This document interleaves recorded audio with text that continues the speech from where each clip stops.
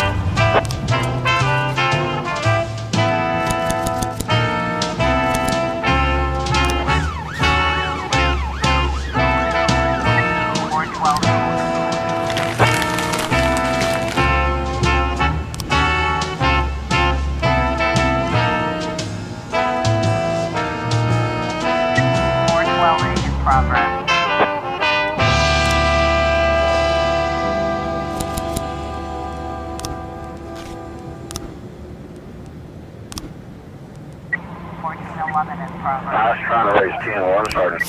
311 complete.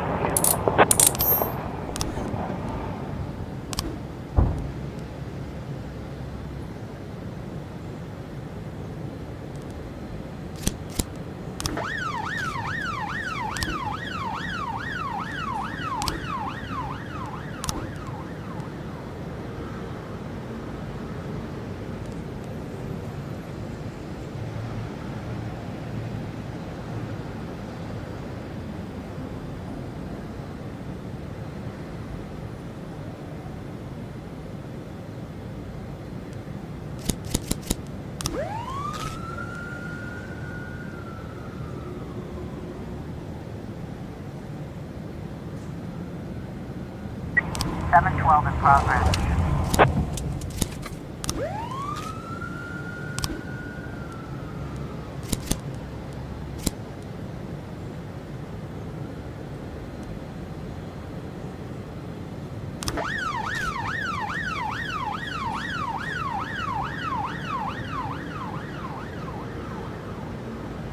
Four 12A complete. 311B in progress.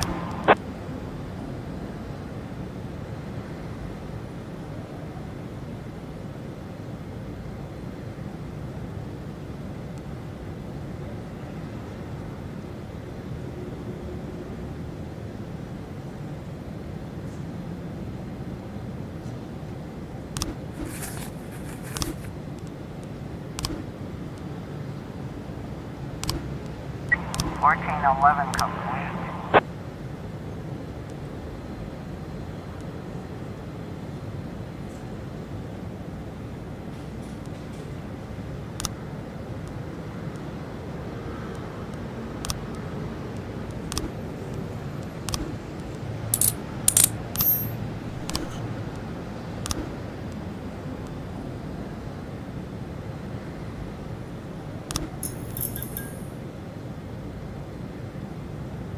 Seven 12 complete.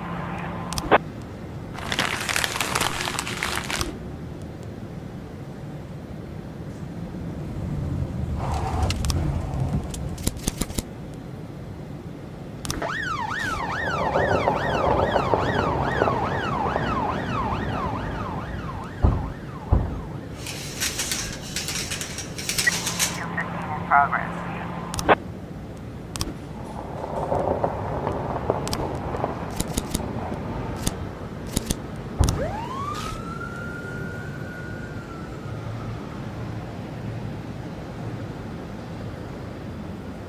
We've got a situation here.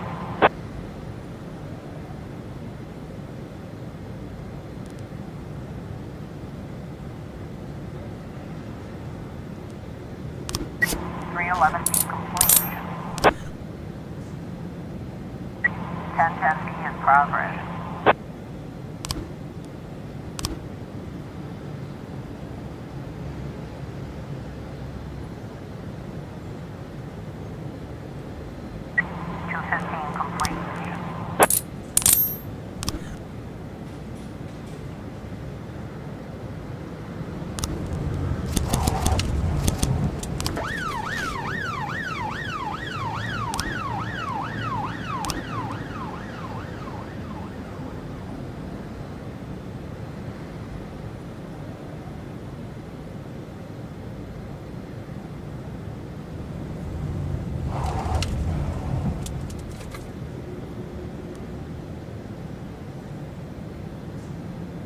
Looks like we have a situation here.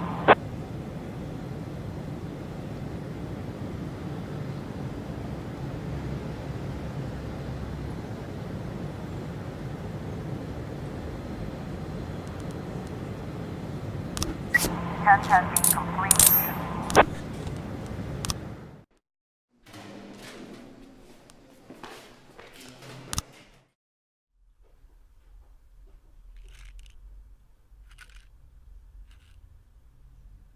Mr. Boyd, Kevin Paulson is here.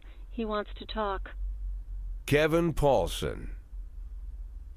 Tell him to fuck off. Jack Boyd, Super Cop. Why the $500,000, Jack? Why? Lana, what happened? Does this sum have some kind of special meaning? Lana, I don't know who told you about the $500,000, but it's much more complicated than you think. Oh, it's complicated, all right. It took me an hour to go over all the documents. There's even a few pictures and a lot of answers. Except for one thing. Why $500,000? What documents? How did you get them? What's in them? I think you know very well what's in them, and the one who sent them is obviously a big fan of your criminal talents. He even has a cute name for you, Cupcake. Remember when you told me how you're always surrounded by old men? Well, I'm the opposite. I'm surrounded by children, 9-year-old boys. From their first day of work, they gather in the smoking lounge, telling jokes about what they'll do when they loot their first million. But it's more than just innocent jokes. It's quickly becoming a reality. They themselves are surprised how quickly everything happens. They buy their own houses, they buy a car, they get promoted. The first million is soon followed by a second, a third, a fifth. Like children, they have no idea what they're getting into. But I'm not like that, Lana. I'm not like them. You're saying you're not like them because you're only stealing $500,000? I only meant You know, Jack, I'm done worrying about people not taking me seriously.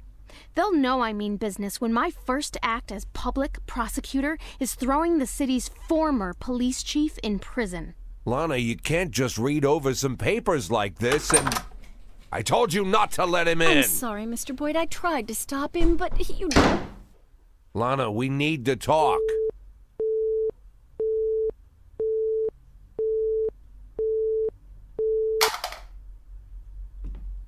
Jack, you're so amazingly patient with people. After all the confusion over the past months, all the humiliations, it's really quite admirable. I wouldn't want to be in your shoes. I gotta admit, I'm not nearly so patient. Send someone in here, now! I've been thinking, Jack. When I take your place, I'll have a lot of opportunities. For example, I could arrest you. You know it wouldn't be hard to find a reason. You obviously don't want that, right? I don't want that either. Given your reputation, arresting you would make me very unpopular. And if we both don't want that, let's find a way out. My suggestion is you retire tomorrow. And I promise I'll let you leave in peace.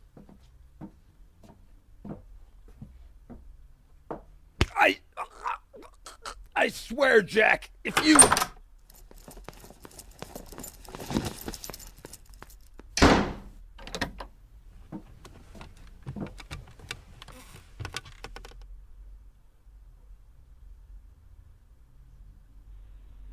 Mr. Boyd, there's a call on line 2.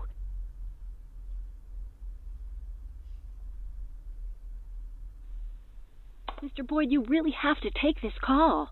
Boyd! Jack, it's me.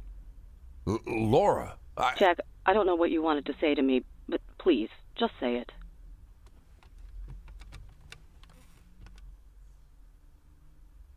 Jack, I'm hanging up the phone. Laura, you... Oh my God, Laura. Hey, you remember years ago? So many years I've lost track, but do you remember when Dylan was down with the chicken pox and he couldn't sleep?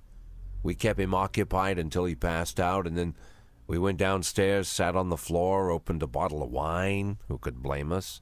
Well, we sat on the floor and opened our bills and joked about how poor we were. Remember? And then I jokingly asked if I'd be your hero if I made $1 million. And you sat there lost in thought like you needed to seriously think about the answer.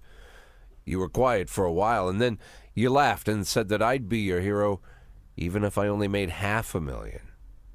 Do you remember, Laura?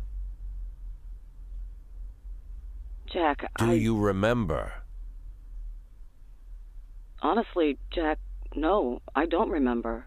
You don't remember? But that was... Jack, you've been chasing me down for so long to talk with me. For this?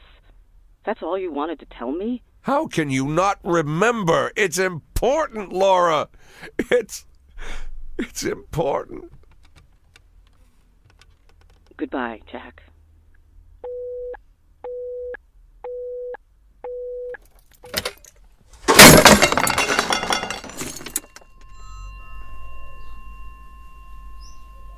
Mr. Boyd, are you all right?